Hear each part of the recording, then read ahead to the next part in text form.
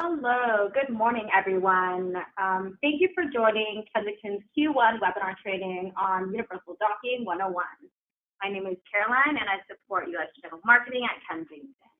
I'm here with our doc guide, Matt Sumner, who will give us the basics to help build a good foundation of knowledge when talking to end users about docking. Before we begin, keep in mind that all participants will be on mute for the duration of the webinar, so that we don't get any noise feedback. If you have any questions during the webinar, feel free to enter them in the question box of the webinar navigation page. We will then address them during the following Q&A session. Don't forget that we will also be raffling a $500 Amazon gift card live, so stay tuned, you could be the winner. You'll also see on the webinar navigation pane under handouts a link to download our documentation battle cards, including the ones that Matt will discuss in the webinar. Here's a little overview on what Matt will cover today. So we're going to go over why Universal is docking now, what has changed, understanding the different types of connectors like USB-A, USB-C, and Thunderbolt 3, use cases for each, and what questions IT buyers can ask to recommend the right technology. All right, that's it for me. I'll give the mic over to our doc guy. Good morning, good afternoon, everybody. As Caroline introduced myself, I'm Matt Sumner here at Kensington, and happy to spend some time with you today. Appreciate your time away from your jobs to join our webinar and learn a little bit more about universal docking and the USB-C and Thunderbolt movements that we're seeing in our industry. So to kick things off, we look at why universal docking now. Why is now the ideal time to discuss universal docking stations, and really I think to get a good foundation we need to look back at the history of docking stations. If you think about the PC industry over the past 15 years, there really haven't been any significant changes. With these lack of major changes in PCs, it really hasn't forced or driven the issue home for a true universal style docking station. If you looked at IT folks in the past, one of the big challenges that they had was to build images for the devices that they were deploying throughout their organizations. And to build those images for those devices, it would take 30 to 40 hours. So a lot of times what you'd end up seeing is an IT guy would build a couple images.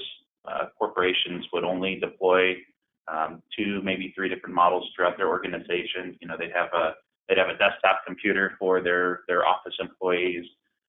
Guys that were remote would have a different image on their laptops, and then you'd have the execs that had maybe a third image. So it was really narrowly focused, and again, primarily in part due to the amount of time that it would take to put together these builds. So with rolling these limited images out, it really set a standardization on the hardware that companies were deploying. In some cases, it would be 18 months before a new image would need to be created. So it really caused that standardization and that lack of change. With the way that we used to work back in the day, it was something that having those 1 or 2 different series devices was good enough. But now with the changes and the advancements, the rapid changes in technology, with USB-C protocols and Thunderbolt 3 specifications, we're seeing a real shift in the industry. So if we go on to the next slide here, it kind of shows the way that the places are, the places we work, the way that we work, the changes in our work environments. The previous slide showed an architectural firm where everybody kind of had their own space or their own desk. They had, pictures of their family up. They could, come into the same space every single day.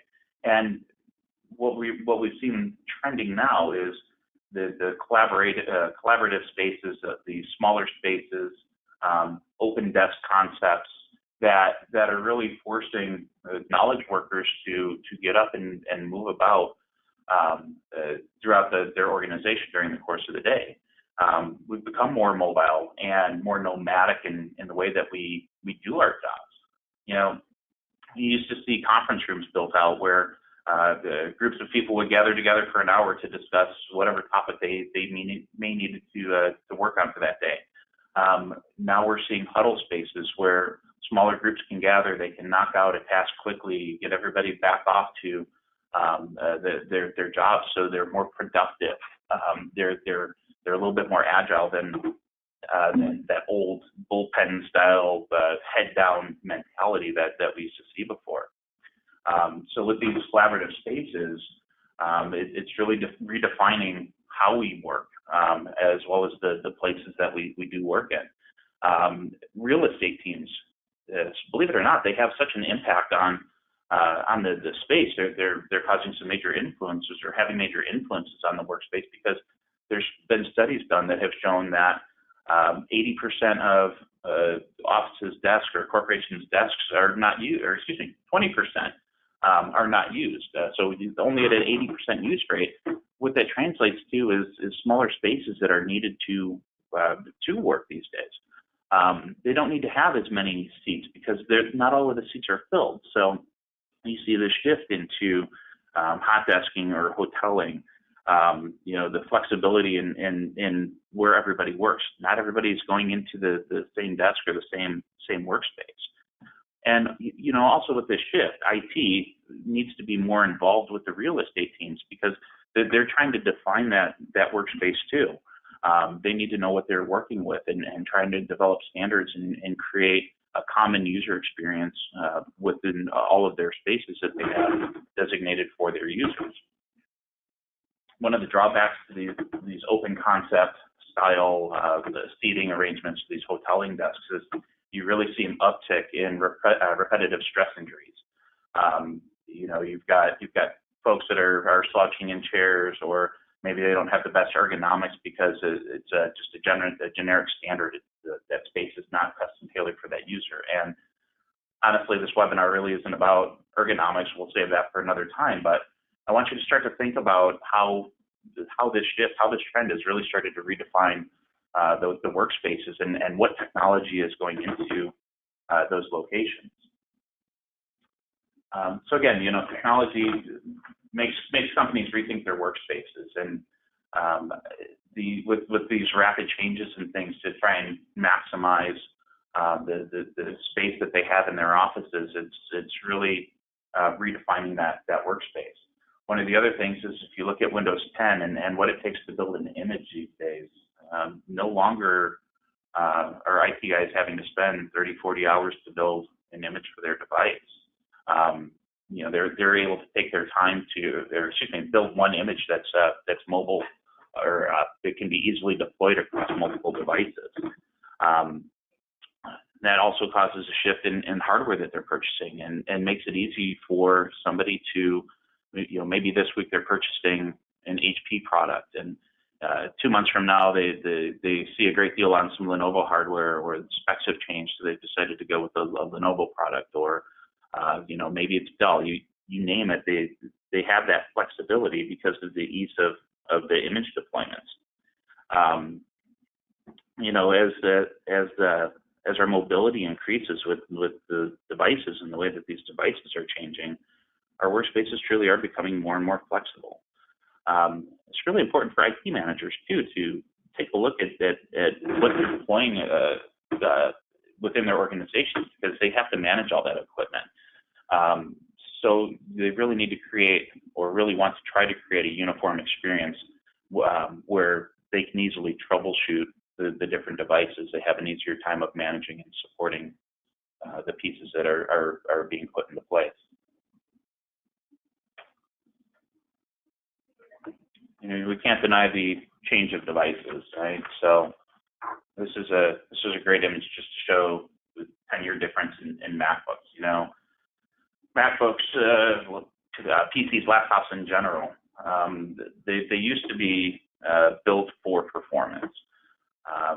You look at the MacBook on the left here in your screen, look at all of the ports. You've got a pair of USB-A ports, you've got your headphones and mic jacks, you've got Ethernet, all these different ports built onto the sides of these devices. They really were a desktop in a small mobile form factor. But again, as we're shifting into a mobile nomadic style of workforce, what we see is we have to sacrifice some of those connections. We have to sacrifice things like a mechanical connection for a docking station, or the ports that provide the connectivity that we need, because we're exchanging that for larger batteries and greater battery life, or a thinner, lighter machine. So we don't have to walk down walk down the street with a shoulder bag and leaning one side because of the weight of our laptop or the heft of a device becoming thinner and lighter, like the MacBook 2017 version on the right side of the screen. Much smaller profile, has that universal style docking connector, the USB-C ports, which is greatly reduced compared to the ports of old. Ports are important. There's definitely no doubt about that, but desk space is more important. And when you take a look at the reduction of ports, the place or the way that you make up for that is with the universal docking station. You make up for it with having different hubs or different pieces to connect through those universal ports, but having that docking station to give you access into all of your peripherals is more important than ever.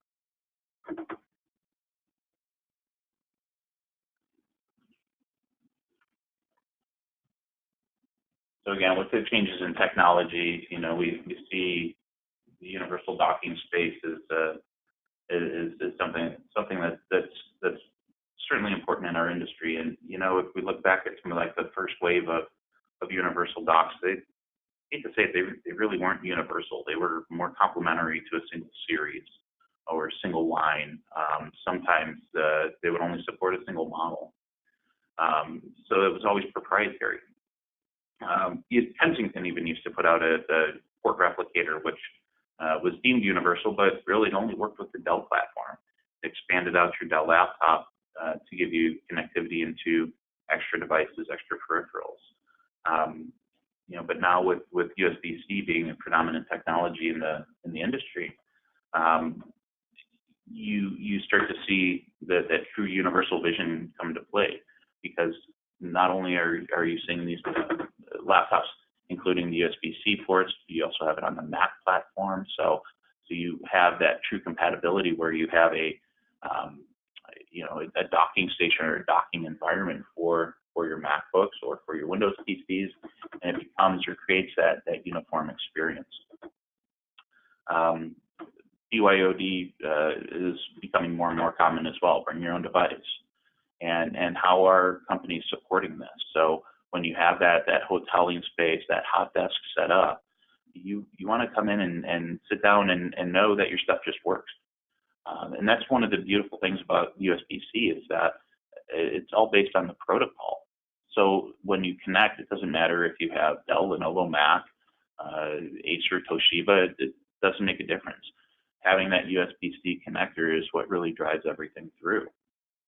So when you sit down at one of these hot desks, these hotel desks, again, you plug in your device, it's just simply going to work for you. And from a support standpoint, IT managers have an easier time of supporting their business and working on more critical, more crucial tasks, instead of having to contend with troubleshooting individual units or individual machines because of a connectivity issue. So one word of caution on the universal side, though, is you definitely want to watch out and understand the docking station that you're recommending is truly universal.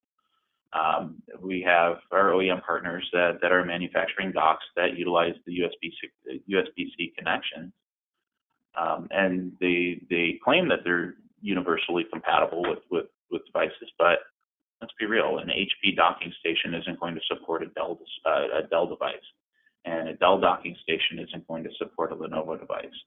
So that mentality really is still focused on supporting that one series, that one line of machines, and not truly universal.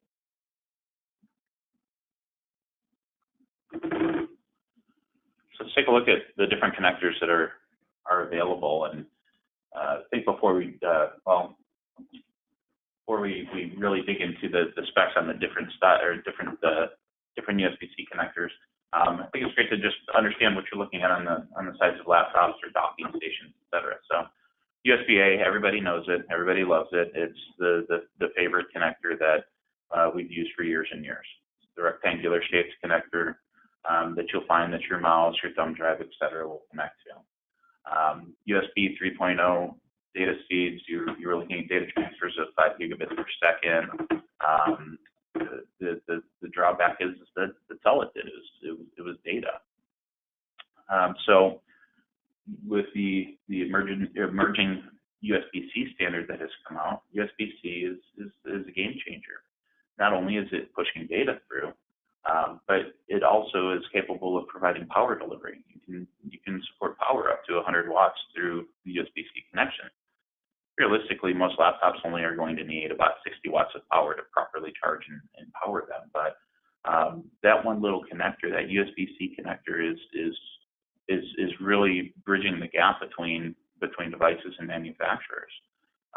Again, with USB-C on MacBooks and having that universal connectivity, and also having that on the PC platform too, it gives you the ability to offer one solution that doesn't make a difference which line of devices you have.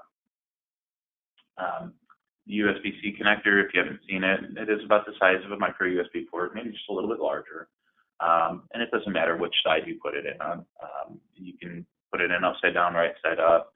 It's very similar to the Lightning style connector on an iPhone or on an iPad.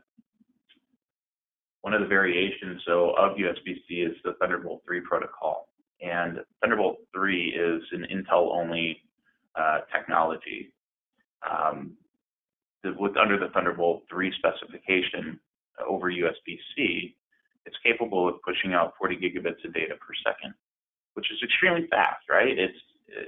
Compare the USB-A connector at 5 gigabits, you're like 8 times the speed of your original USB-A connector. So it's really important to have those data transfer speeds in today's industries, because the digital creation, the amount of data that we're pushing through and file size and everything, we can move that data much faster. So, especially important in video editing and digital arts, photography, where these folks are pushing massive amounts of data from external drives and thumb drives and running 4K displays, in some cases even 5K displays. Having that fast data speed is important now more than ever. To dig into some of the differences between the USB-C and the Thunderbolt specification a little bit more, like I mentioned, 40 gigabits per second bandwidth over the Thunderbolt 3 connector. Great way to think about it is just transferring a 4K movie. Under the Thunderbolt 3 specification, you can transfer a full movie 4K resolution in about 30 seconds. Another way that I like to explain the Thunderbolt technology is versus USB-C is it's like a freeway. With USB-C, you've got a 2-lane highway, traffic going in each direction. But when you expand that and you move into that Thunderbolt 3 specification, you've got a much bigger road to work with. You've got 4 lanes running in each direction. You're supporting dual 4K displays. You have all of your peripherals that you can connect through, and you can daisy chain up to 6 devices under that Thunderbolt 3 specification. It's not to knock the USB-C protocol by any means. I mean, Gen 1 is still a great solid connector. But there's some variations on Gen 1 that you need to be aware of, and with the infancy of USB-C, it's still something that is being worked into hardware. Because with the USB-C protocol, some devices, some machines will only have USB-C data. Other devices are doing USB-C data, but they're doing USB-C alt mode. So you have your DisplayPort++ connector in there to provide that active connection into your displays, into your monitors. By having that in there, it saves you money by not having to buy an active cable. The active connectors or active adapters run anywhere from $40 to $50 on average. So by having that technology built in, it's a cost savings realization because it's built into that protocol. And then, of course, the third flavor of USB-C is with power delivery. Again, up to 100 watts of power through the USB-C spec, and with output it being around 60 watts to your laptop. It's definitely sufficient enough to charge your device for, or in keeping it charged throughout the day, so you're never without power. Switching back over to the Thunderbolt side, again, as I mentioned before, single 5K display connectivity, it can support that without issue. Dual 4K displays, no problem with that Thunderbolt connection. Windows and Mac compatible, so you can provide that docking experience, that connectivity experience to any user. One thing to call out though, again, is that it is only Intel proprietary. So if you're trying to identify the USB-C port on the side of a device, if you know that the device has an AMD processor, you know that it's not going to be Thunderbolt 3 connection from that port. Just like anybody else, Intel is going to make sure that Intel stuff works with Intel, but Intel stuff is not going to work with the other brands that are there, or their competition. Back to the USB-C side again. That's where you will find that compatibility with the other manufacturers. So USB-C works on certain models of Chrome, or certain devices with Chrome OS, both Mac and PC compatible, supporting Windows supporting Intel and AMD systems as well. With the USB-C specification, of course, you would see that with the Chrome side. Google was very instrumental in driving the USB-C specification. So you see this broader expanse of connectivity within that USB-C specification.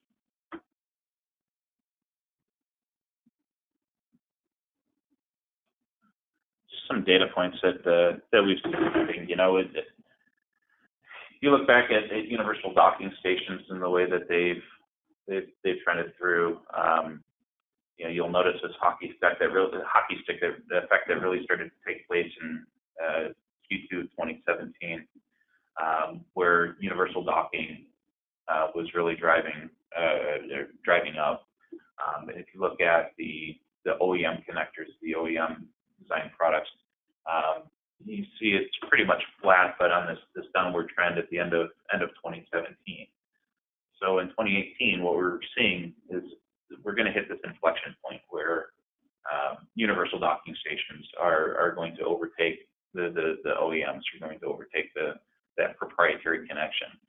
A lot of that's in part to more and more OEM manufacturers building devices without that mechanical connection, without that mechanical piece on the bottom that your laptop has to sit into. They're moving on over to into that universal style connection. So, we're definitely in the midst of a shift here with that technology.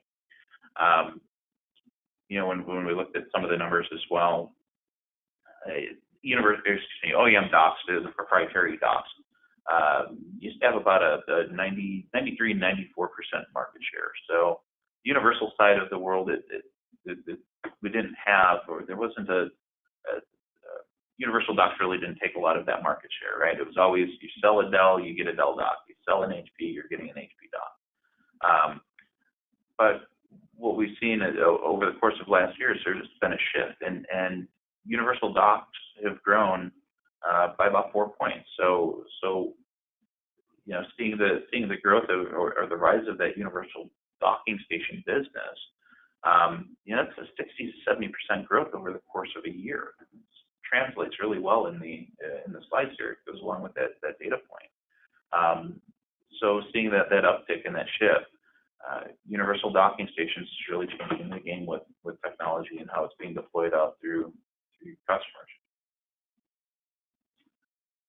Something else that we did, we commissioned a study with IT pros, various company sizes, employees ranging from 50 to 100 people, 100 to 500, et cetera.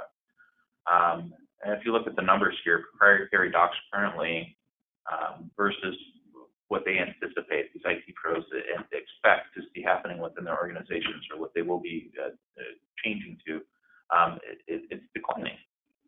So it really ties back into the data that we saw on the previous slide, where we're seeing this shift, this inflection point on the horizon. And of course, with proprietary docking on the decline, universal docking is rising. We see numbers starting to grow in the universal space. So with the validations of the study information, again, it really shows that the industry is shifting.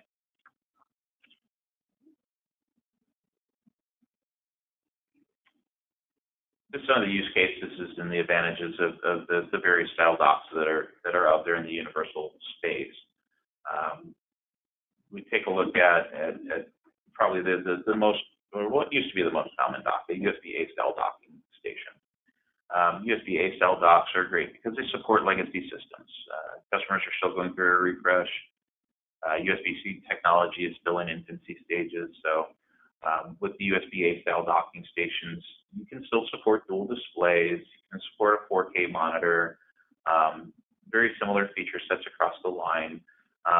But again, it supports those legacy systems. So it's great for customers that are not early adopters, that are not quickly refreshing, or just buying whatever is on sale, or whatever they can get for a good price. And USB-A style docking stations are still a good solid option to keep those customers into that uniform environment where you can support a dock, or their IT team can support a docking station over multiple devices, multiple platforms, and still provide that unique user experience where they have just one specific piece, or one specific piece of hardware to support.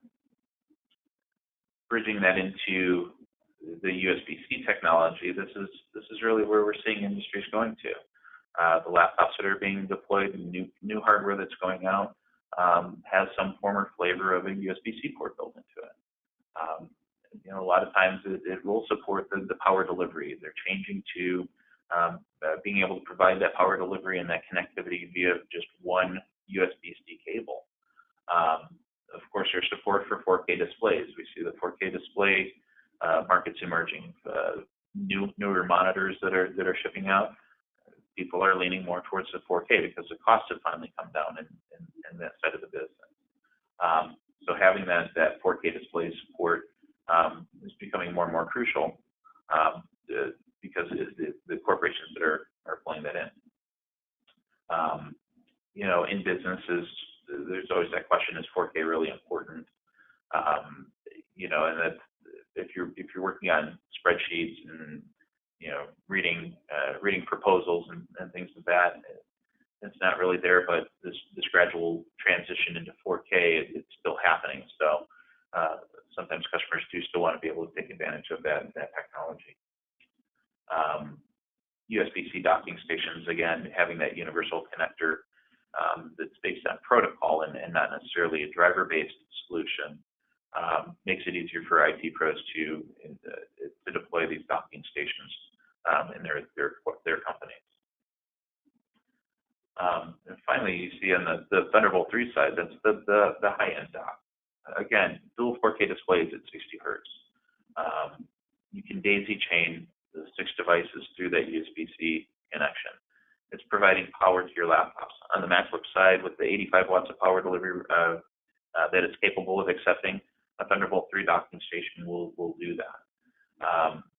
The greater bandwidth it equates to those faster data transfer speeds. So it's really the future-proof dock as OEM manufacturers start to become more and more versed in including a Thunderbolt port on their laptops, on the hardware that they're building, their new models. We've obviously Apple's done a really good job with their MacBook Pros and including that Thunderbolt connector. They were one of the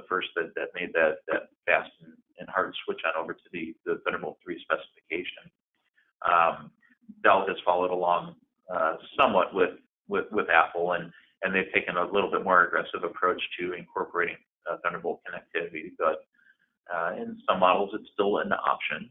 In some cases it's just a USB-C connector. It all really depends on the design for that particular series. But Dell's done a really good job at incorporating Thunderbolt 3 onto their machines.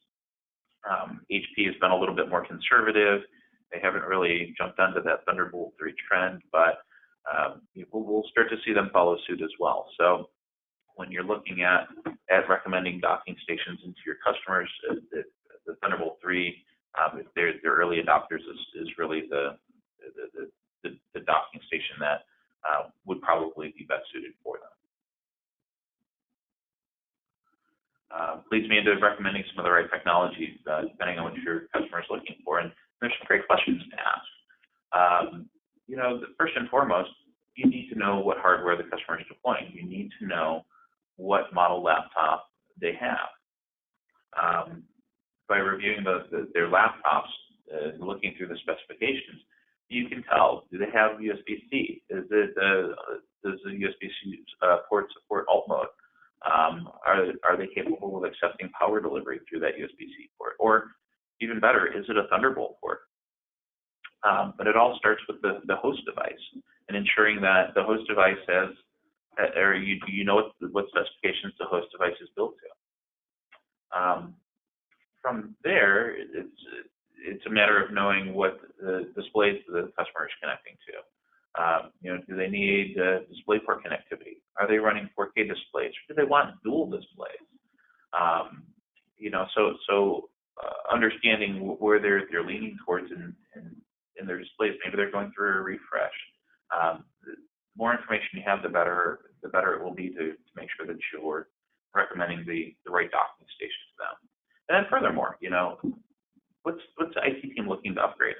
Maybe they are going to switch over to 4K displays, or maybe they intend to upgrade all of their Macs to the latest MacBook Pros so they can support 5K displays. Maybe they're just in those infancy stages of switching over from a USB-A style machine to something with the USB-C technology, so it's all new to them. A lot of things that we see now, again, becoming that mobile workforce. Some pretty radical changes in the way that our hardware is built and the way that we're using it in the spaces that we work in. So asking some of these questions help you become more of a trusted advisor to your customer, instead of just the person that wants to sell them their hardware, that's trying to sell them their hardware and being reactive. You start to see their pain points, and you can speak with them about how the workspaces are changing and how we're moving into more of this hot desk or hoteling style environment where real estate needs are changing and our productivity is changing based on the technology that's available. So just some things that again help you become that trusted person, that go-to contact that will help you to or help your customer have that confidence and really see that you're helping them to redefine not just their docking requirements, but their workspace as a whole. So that pretty much closes us out for our Docking 101 webinar today. Hopefully you found this informative and got a better understanding on the transformation of universal docking stations, how they're impacting the market now. Have a better understanding of the different connectors that are available and the advantages of each one. And of course, having some of the questions that you need to know to ask to help you sell the right solution to your customer, provide the right product for them. So again, I appreciate your time and appreciate you joining us on this webinar today. And I'm glad that we could be here to help share some of this information with you and that it's beneficial. So thanks again. We'll turn it back over to Caroline as we go back into our question and answer session. All right. Thanks, Matt. Now that the training is complete, we would love to field any questions that you may have. So feel free to enter them into the question box in the webinar navigation pane. I see some already. After, we'll raffle from the attendees and choose a winner for the $500 Amazon gift card. Okay, let's see. So one question from Nita is, since Kensington is a compatible brand, why would a customer pay more for your product over the OEM brand? That's a great question. So a couple different ways we can look at this. So with the universal connectivity of the Kensington products, it really provides the customer that easy, flexible device that will allow them to transition from not just one set or specific hardware brand into another manufacturer. Having that true universal compatibility, we test our docking station across all brands. So Dell is just going to test their device with Dell, and HP is just going to test their device with HP. But with our R&D teams and our bench space, our teams go through rigorous testing with our docking stations to ensure that they are fully compatible. So it future-proofs your customer. Again, if they're trying to, if they have intentions or potentially would be switching over to a different product, they don't need to switch their dock out anymore. One of the other things that you bring up a great point on that in regards to cost, Kensington has a bids programs where we can offer volume discounting for your customer depending on the opportunity. So that's something we would love to hear about and work with you more closely on. So if you have any specific opportunities that you're working on, reach out to your Kensington account manager or reach out to me if you'd like to.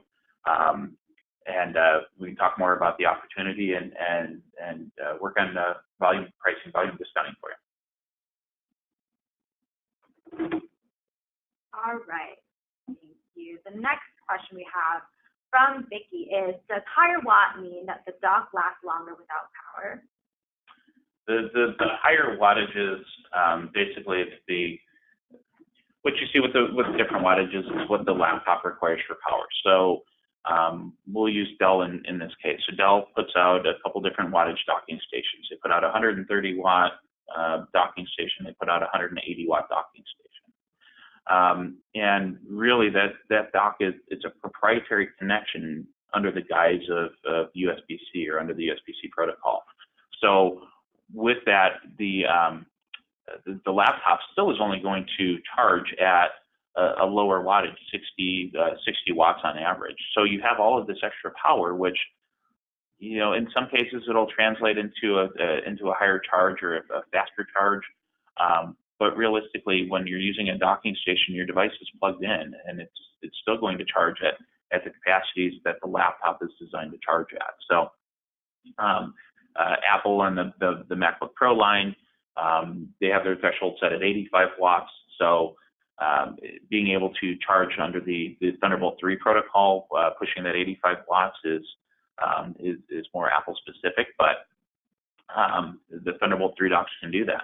If you used a backwards compatible USB-C docking station with power delivery, it would still charge the MacBooks running at that 60 watts of power, but the charging is still taking place, not harming the machine or anything else, but it's still properly charging the laptop the way that it should. Oh, Justin, I just heard a question. Why would you not sell Kensington? Killer margin too. Love that question. Appreciate that one, Justin. You're right. Also, another question from David is, are drivers needed to be installed for Dell notebooks? No, so that's the beauty behind the USB-C protocol. The USB-C docking station manages all of the connectivity to the peripherals of the devices. So there are no drivers that would need to be installed using a true USB-C or Thunderbolt docking station. However, there are exceptions to this, and Kensington has a couple of docking stations that would require driver installs. Primarily, you'll find that on anything that supports the USB-A style connection, so the older legacy systems. There is a driver package that would need to be installed for that.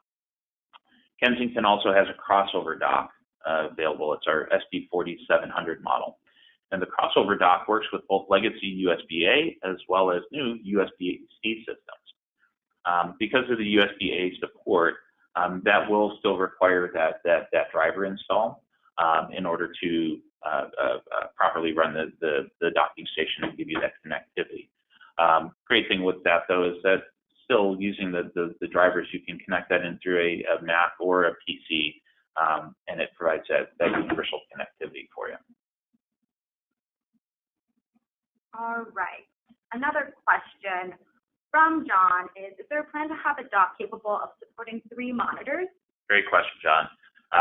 So that's something that Kensington has been looking at, and you can expect to see the docking station that will support 3 displays should be coming later on this year.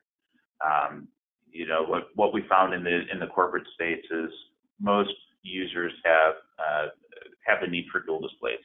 You see the increase in productivity just shoot up according to Bureau of Labor statistics by having those dual displays. But adding in that third one, you know, especially with laptops getting smaller, I know in my configuration I use 3 displays, one of them being my laptop, but that screen gets smaller and smaller, it's harder to read. So having that third external display is becoming more and more prevalent in the business. Another question from Michael is, how needed are these in a K-12 market? Who in K-12 do you see using a dock? Hey, great question, Michael. So K-12 is kind of a unique animal in some senses. So if you think about the way that educator's desk is set up, you know, they're a lot of times connecting through an LCD projector, or you know, they're trying to run their laptops, and what that docking station allows you to do is to connect all of those peripherals through the docking station, so that way they can then point to that LCD projector without having to unplug and reconnect or running a bunch of cabling. Everything will all plug into the docking station, so that way when the educator picks up their laptop to leave for the day, or you know, has to unplug to go to whatever, they can leave all of their connections in that same configuration plugged in through that docking station, and have just one cable that will allow them to connect to everything. You know, obviously in the administrative realms, and you know, the office folks, having that universal docking station also means that it's one device that IT can maintain.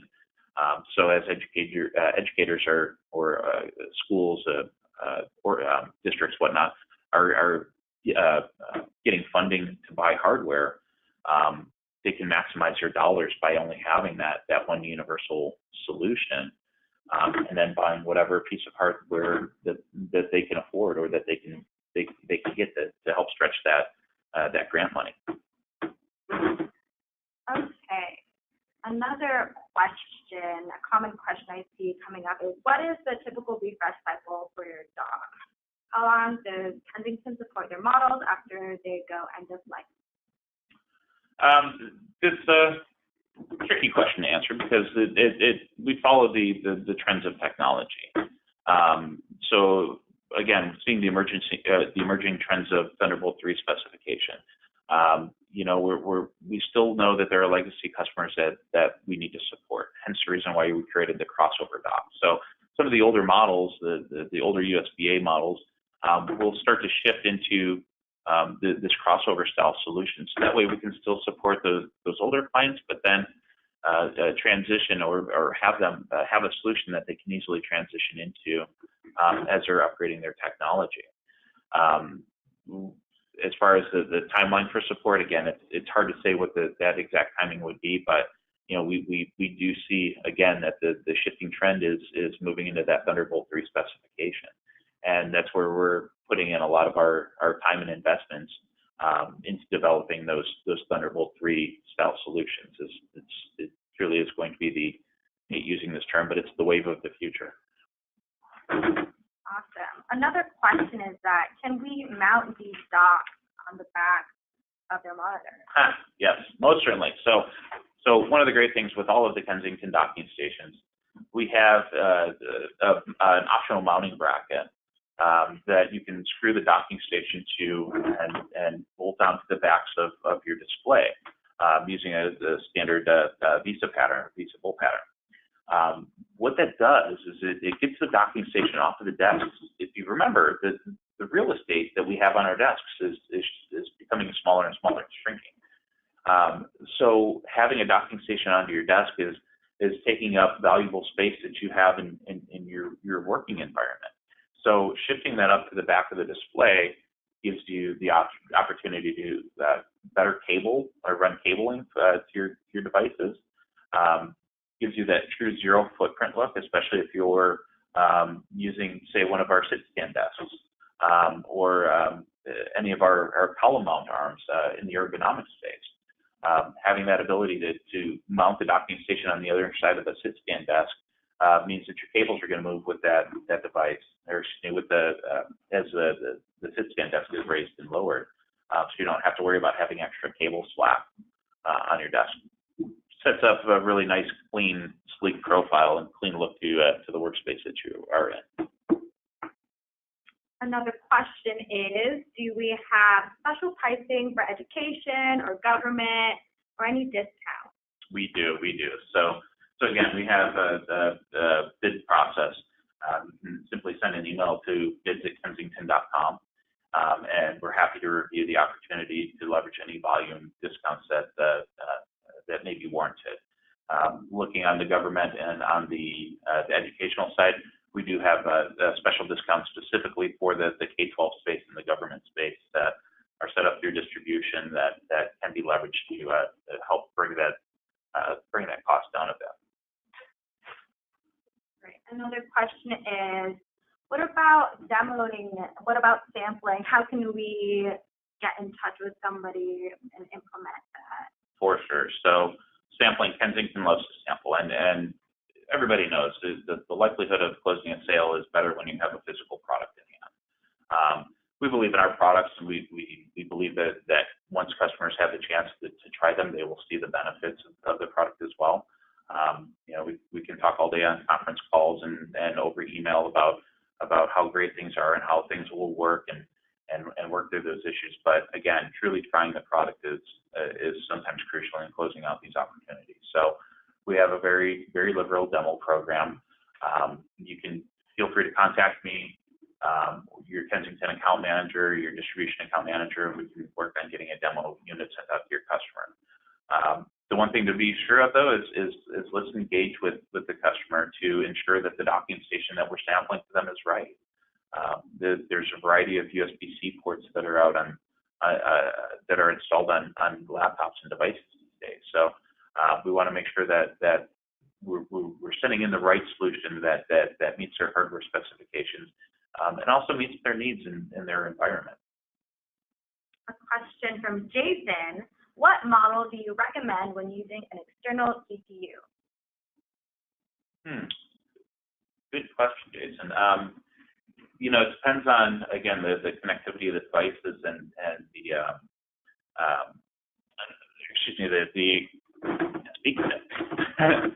it depends on the connectivity of the devices or of the device that you have. So, in order to make the right recommendation, it'd be best to take a look at the hardware just to determine what's available and then make the recommendation from there. What would you say is the Kensington advantage with docking compared to other docks? This goes back to the true universal connectivity of our docking stations. Again, Kensington has thoroughly tested our docking stations across all models, all platforms, the variety of builds that are available. The last thing we want to do is send out a docking station and tell somebody, oh, hey, this software's great if you're deploying Dell hardware. HP, that's a little bit shaky on this series, or these Lenovo models, well, there's something just a little bit off with them. Kensington goes through and thoroughly tests our solutions to ensure that they are going to be fully compatible, which is something that you don't see with a lot of the other manufacturers that are out in the market. Plus, our warranties are best in the industry. So standard warranty on our docking station, we push a 3-year warranty. If you look at some of the Dell docking stations that are there, some of the OEM docks that are out there, typically you're only going to find a 1-year warranty, or some cases maybe a 2-year warranty. But having the 3-year warranty, we stand behind our products. We have the tech support teams that are available to support and provide any troubleshooting or assistance that may be needed in getting these things connected. So those are just a couple of the great benefits behind the Kensington line. A question from TJ, who's asking, are you able to daisy chain the dock to support more than 2 monitors? Good question, TJ. So on the Thunderbolt 3 docking station, you can daisy chain multiple devices under that specification. The dock itself, I believe, is only going to support those dual displays without an additional adapter. But it would provide you connectivity through through to other peripherals, so the external drives, mice, keyboards, the other peripherals that you would need. Dan is asking, with more K-12 schools telling their teachers that their laptop is their desktop, how can the dock help connect to legacy devices like a projector that uses a VGA? Great question, Dan. So looking at the older legacy VGA devices, Kensington puts out a series of adapters that can be utilized with some of our docking stations. So there's a simple VGA to USB-C adapter that would provide that connectivity through the USB-C docks. Even going back to the USB-A docking stations, there are adapters included that would allow you to convert a DVI connection to HDMI or VGA to DVI. So in some of those older solutions, we do have those pieces included, but again, it's all going to depend on the connectivity that you have for those devices and what you are connecting it to ensure that you get the right adapter for it. All right. I think that we're slowly closing the question section, so we'll take one more question before we move on to the raffle. So the last question, but if you still have more questions, feel free to email the dock guy at dockguy@kensington.com for any docking questions. So the last one I'll take is, I see that you see the warranties, but is there an option for an extended warranty? A great question. Thanks for asking that. So, again, Kensington has one of the best warranties out there at the 3-year timeline. Unfortunately, at this time, we don't have any options for an extended warranty. But that's definitely great. That's something that we can look into. What I can tell you, though, is that even if you go beyond the warranty time period, our tech support team is still able to assist any customer that has a solution deployed. We're not going to say, hey, you're out of warranty, we're going to turn away your call. We're truly here to help. And in the event that there is something that can't be rectified through the technical support team, we'll be able to make the proper recommendations as to the best path to go down to get you up and running again. Great. Okay, so like I said, if you have any further questions, please feel free to reach out to your account manager or the dock at kensington.com. We're here to help and be a resource to you, so don't think twice about sending your questions here. Keep in mind, we're going to send a follow-up email, so you'll be able to rewatch or send this training anytime next week. There's also, again, additional resources in the handout. We have our updated TA list and also battle cards that talk about the docs that Matt mentioned in the presentation. And now we're going to do our live webinar for a $500 Amazon gift card. And I will choose that person randomly. And that person is going to be Elizabeth Newman. So we'll reach out to you and then get your shipping information and everything. So keep on the lookout for that. You'll receive an email from advantage@kensington.com. So make sure you add us into your contacts so you don't miss any of our emails. Thank you guys for attending our training this morning on Universal Docking 101. We hope you found it helpful and learned a few new things that you can take away. Don't forget, we have those downloads, and also We have another webinar training next week, a deeper dive into USB-C and Thunderbolt 3. So see that in your email that we sent out, and thank you guys.